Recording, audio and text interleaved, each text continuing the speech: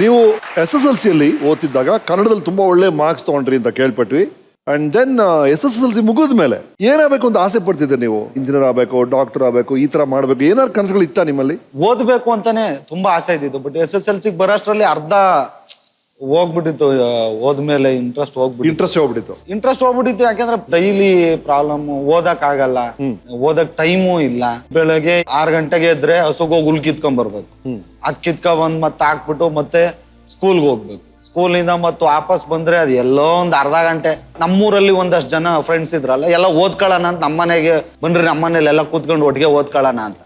ಅದೆಲ್ಲ ಓದ್ತಿರ್ಬೇಕಾದ್ರೆ ಜೋರಾಗಿ ಒಂಚೂರು ಓದ್ಬಿಟ್ವಿ ಅಂದ್ಬಿಟ್ಟು ನಾನು ಅನ್ಕೊಂಡು ನನ್ನ ಫ್ರೆಂಡ್ ಕೊಡ್ತಿದ್ದೆ ನಮ್ಮ ಅಪ್ಪ, ಅವನಪ್ಪ ನಾನ್ ನಿಮ್ ಮನೆಗೆ ಬರಲ್ಲ ಗುರು ಅಂತ. ಸ್ಕೂಲು ಆದ್ಮೇಲೆ ಇನ್ನೇನು ಎಲ್ಲೋ ಒಂದ್ ಕಡೆ ಅನ್ಸಿತ್ತು ಮಿಲ್ಟ್ರಿಗೆ ಹೋಗ್ಬಿಡೋಣ, ಮಿಲ್ಟ್ರಿಗೆ ಜಾಯ್ನ್ ಆಗ್ಬಿಡೋಣ ಅಂತ. ಬಟ್ ಗೊತ್ತಿಲ್ಲ ಅದಷ್ಟು ಕಷ್ಟ ಅಂತ ಸುಮ್ನೆ ಅನ್ಕೊಂಡಿದ್ವಿ. ಆಮೇಲೆ ಮಾಸ್ಟ್ರು ಕೇಳೋರು ಏನಾಗ್ತಿ ಅಂದ್ರೆ ಮಾಸ್ಟರ್ ಆಗ್ಬೇಕು. ಕನ್ಫ್ಯೂಷನ್ ಅಲ್ಲೇ ಇತ್ತು. ಒಂದೊಂದ್ ನಿಮಿಷ ಅದಾಗದ ಏನ್ ಮಾಡೋದು. ಬಟ್ ಒಂದ್ ಧೈರ್ಯ ಇತ್ತು, ಏನೂ ಆಗದಿರ್ ಗಾರೆ ಕೆಲಸ ಒಂದಿದೆ, ಅದಂತೂ ಕಂಟಿನ್ಯೂ ಮಾಡ್ಕೊಂಡ್ ಬಂದಿದೀವಲ್ಲ ಅಂತ ಅಷ್ಟಿತ್ತು. ರೈಟ್. SSLC ಆದ್ಮೇಲೆ ಶಿವಮೊಗ್ಗ ಯಾಕೆ ಹೋದ್ರಿ ನೀವು? ಅಯ್ಯೋ ಅದೊಂದ್ ದೊಡ್ಡ ಕತೆ ಸರ್. ಏನ್ ಕತೆ ಸರ್? ನಾನು ಶಿವಮೊಗ್ಗಕ್ಕೆ ಹೋಗ್ಬೇಕು ಅಂತ ಹೋಗ್ಲಿಲ್ಲ. ಎಲ್ಲದಕ್ಕೂ ನಮ್ಮ ಅಪ್ಪನೇ ಹೀರೋ ನಮ್ದು. ಓಕೆ. ಈ ಹೊಡಿತಿದ್ರಲ್ಲ, ನನಗೆ ಒಡ್ಸ್ಕೊಂಡು ಬೇಜಾರಾಗೋಗಿತ್ತು. ಒಂದ್ಸಲ ಯೋಚನೆ ಮಾಡಿದೆ, ಯಾಕೆ ಹಿಂಗ್ ಡೈಲಿ ಒಡ್ಸ್ಕೋಬೇಕು? ಹಿಂಗೂ SSLC ಪಾಸ್ ಆಗಿದ್ದೀನಿ, ಏನಾದ್ರು ಕೆಲಸ ಹುಡುಕ್ಬೋದಲ್ಲ, ಮನೆ ಬಿಟ್ಟು ಹೋಗ್ಬಿಡೋಣ ಅಂತ. ಸರಿ, ಎಲ್ಲಿಗೆ ಹೋಗೋದು? ಮನೆಯಲ್ಲಿ ಗೋಲ್ಕಟ್ ಹಬ್ಬದಲ್ಲಿ ಒಂದು 100 ರೂಪಾಯಿ ಏನೋ ಕದ್ದೆ.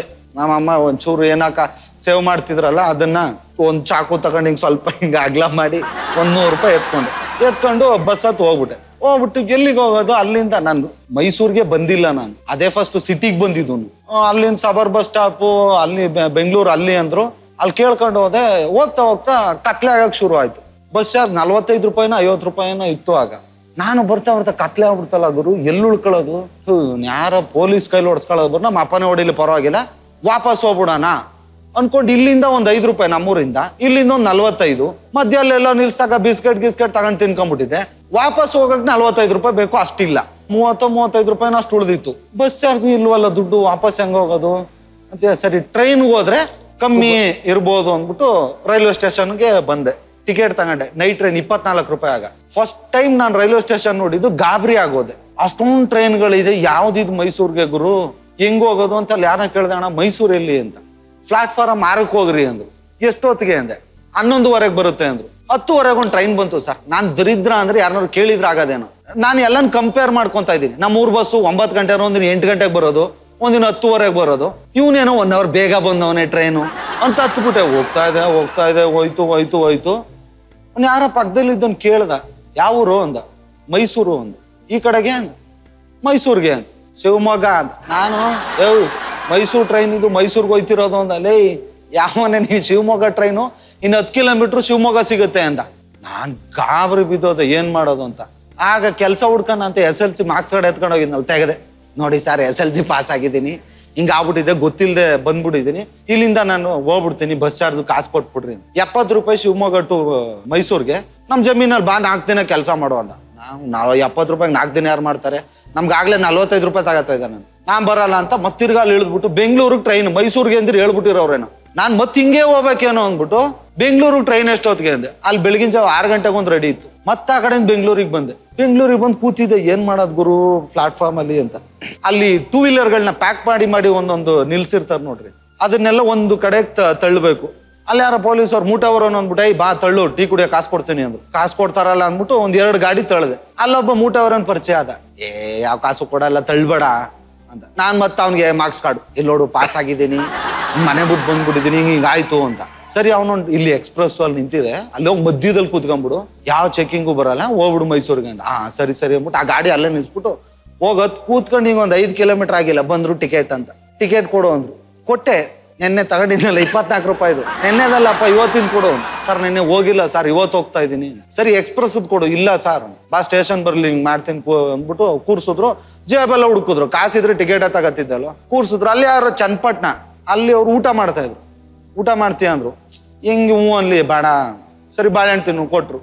ಏನು ಮೊದ್ಲೇ ಹೇಳ್ಬೇಕು ತಾನೆ, ನಿನ್ನ ಟಾಯ್ಲೆಟ್ ಗಿಲೆಟ್ ಎಲ್ಲ ಊಸ್ಬಿಡ್ತಿದ್ವಿ, ಟಿಕೆಟ್ ತಗೊಂಡಿಲ್ಲ. ಮತ್ತೆ ಮಾರ್ಕ್ಸ್ ಕಾರ್ಡ್, ಇಲ್ಲಿ ನೋಡಿ ಹಿಂಗ್ ಪಾಸ್ ಆಗ್ಬಿಟ್ಟಿದ್ದೀನಿ. ಆ ಟೈಮ್ ಅವ್ನ ಮಗಳು ಯಾರೋ ಫೇಲ್ ಆಗ್ಬಿಟ್ಟಿದ್ಲಂತೆ. ನನ್ನ ಮಗಳು ಫೇಲ್ ಆಗೋಳೆ, ಹಿಂಗೆ ಅಲ್ಲಿದ್ದವ್ರು ಕಡ್ಲೆ ಇದ್ದವ್ರಿಗೆ ಅಲ್ಲಿಲ್ಲ, ಹಂಗೆ ಅಂತ. ಸೊ ಚನ್ನಪಟ್ಟಣ ಸ್ಟಾಪ್ ಬಂತು, ಅವ್ರು ಇಳಿಯೋಕ್ಕಿಂತ ಮುಂಚೆ ಅವ್ರು ಬಂದ್ರೆ ನಾವು ಹೇಳ್ತೀವಿ ಅಂದ್ರು, ಬರ್ಲಿಲ್ಲ ಅಲ್ಲಿವರೆಗೂ ವಾಪಸ್ಸು. ಅವ್ರು ಕ್ರಾಸಿಂಗ್ ಅಲ್ಲಿ ನಿಲ್ಲಿಸ್ತಾರೆ, ಇಳ್ಕೊಂಬಿಡಲ್ಲಿ ಡೋರಲ್ಲೇ ಕೂತಿರು ಅಂದ್ರು.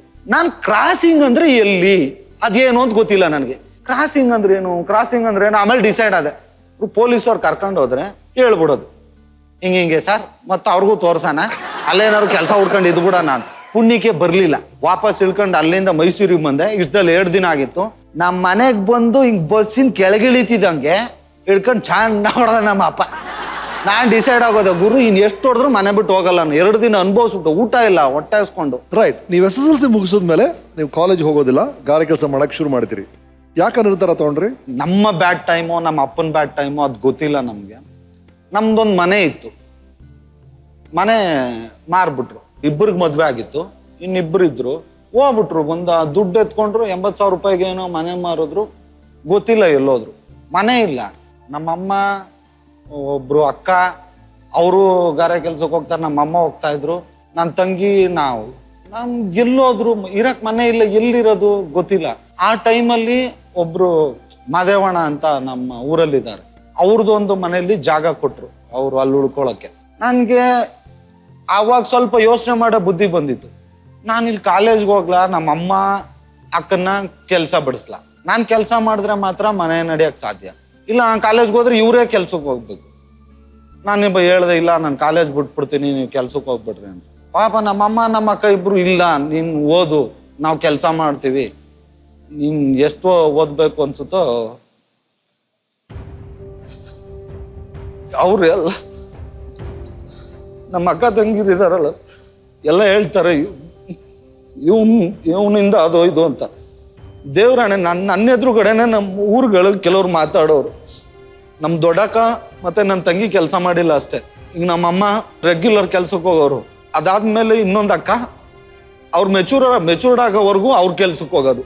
ಅವ್ರು ಮೆಚೂರ್ಡ್ ಆದ್ರೆ ಆಚೆಗೆ ಹೋಗಂಗಿಲ್ಲ ಅಲ್ಲ, ಮತ್ತೆ ಇನ್ನೊಬ್ಳು ಇರ್ತಾಳಲ್ಲ ಅವಳು ಹೋಗೋದು. ನನಗ್ ಗೊತ್ತಿರಂಗೆ ಒಬ್ರು ಯಾರ ಮಾತಾವ್ರು, ಈಗ ಇವಳು ಕೆಲ್ಸಕ್ಕೆ ಹೋಗ್ತಾವಳೆ, ಇವಳಾದ್ಮೇಲೆ ಇವಳು, ಆಮೇಲೆ ಇವನು, ಆಮೇಲೆ ಇವಳು ತಂಗಿ. ಇವ್ರ ಜೀವನ ಬರೀ ಗಾರೆ ಕೆಲ್ಸದಲ್ಲೇ ಅಂತಿದ್ರು. ಒಂದು ಹೆಣ್ಣು ಮಕ್ಕಳು ಏನೋ ಆಚೆ ಹೋಗಿ ಕೆಲಸ ಮಾಡೋದ್ರಲ್ಲೂ ಬೇರೆ, ಬಟ್ ಈ ಕೂಲಿ ಮಾಡೋದಿದೆಯಲ್ಲ, ಅದು ನಡ್ಕೊಂಡು ಹೋಗ್ಬೇಕು. ಊರಿಂದ ಒಂದು 25-30 ಕಿಲೋಮೀಟರ್ ನಡ್ಕೊಂಡು ಹೋಗ್ಬೇಕು, ಅಲ್ಲಿ ಇಡೀ ದಿನ ಕೆಲಸ ಮಾಡ್ಬೇಕು, ಮತ್ ವಾಪಸ್ ನಡ್ಕೊಂಡ್ ಬರ್ಬೇಕು. ಅವ್ರು ಯಾರು ಒಬ್ರು 1ನೇ ಕ್ಲಾಸು ಓದಿಲ್ಲ, ಅವ್ರ ಹೆಸರು ಬರೆಯೋದು ಗೊತ್ತಿರ್ಬೇಕೇನೋ ಅಷ್ಟೇ. ಇವತ್ತು ನನ್ಗೇನೋ ಎಜುಕೇಟೆಡ್ ಅನ್ನಲ್ಲ, ಬಟ್ ಒಂದ್ ರೇಂಜ್ಗೆ ಸ್ಕೂಲು ಕಾಲೇಜ್ ಮುಖ ನೋಡಿದೀನಿ ಅಂದ್ರು ಅವ್ರು ಕೂಲಿ ಮಾಡಿರೋದ್ರಿಂದ. ಸೊ ನನ್ಗನ್ನಿಸ್ತು, ಗುರು ನಾನು ಓದ್ಬಿಟ್ಟು ಏನ್ ಮಾಡೋದು, ಓದೋದೇ ಬೇಡ, ಇದ್ರ ಸವಾಸನೆ ಬೇಡ, ನಾನು ಗಾರೆ ಕೆಲಸ ಮಾಡೋಣ. ಅವ್ರು ಅಟ್ಲೀಸ್ಟ್ ಈಗಾದ್ರೂ ಅವ್ರ ಕೆಲ್ಸಕ್ಕೆ ಹೋಗದೆ ಇರೋದು ಬೇಡ ಅಂದ್ಬಿಟ್ಟು, ಹಂಗಾಗಿ ಎಜುಕೇಶನ್ ಕಟ್ ಆಯ್ತು.